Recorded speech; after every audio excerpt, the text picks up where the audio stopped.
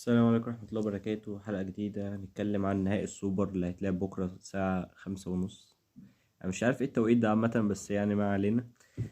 نتكلم عن الحاجات اللي لازم تحصل بكرة أو الشكل اللي لازم الأهلي ينزل بيه عشان الماتش ده ما يتصعبش عليك. أول حاجة هنتكلم إن غالبا أو بنسبة 100% يعني هيلعب بنفس التشكيل اللي لعب بيه الماتش اللي فات، أو ممكن يلعب بين رمضان مع يلعب بين رمضان أساسي.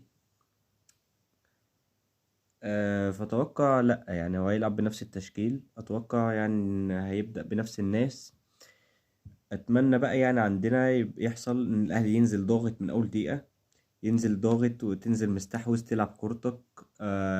زيزو أهم حاجة ما يركزش مع الجمهور، يركز في الملعب أكتر، عشان ده عامة أول ماتش ليك. هتلاقي الجمهور كله هيصيح عليك بكرة، وهتلاقي صفارات استهجان وحاجات كتيرة، فأنت لازم تركز في الملعب.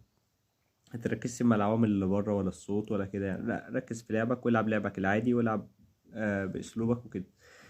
اتمنى برضو الاهلي ينزل فرد السيطرة، ما يسيبش الكورة. ودي حاجة مهمة جدا عشان عندك خط النص بتاع الزمالك، يعني مؤخرا او اخر سنتين عندهم ناس يعني كويرة في خط النص. عندك عبد الله السعيد وناصر ماهر.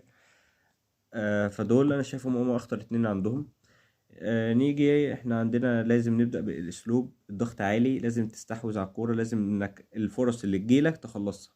ولازم بيبقى فيه مثلا انك تتحرك من غير كورة احسن، عشان الحاجات دي بتفرق في الماتشات اللي زي دي. الحاجات دي حرفيا هي اللي بتخلق الجون وبتخلق الفرص والحاجات دي.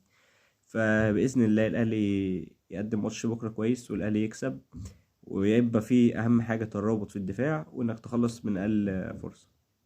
السلام عليكم.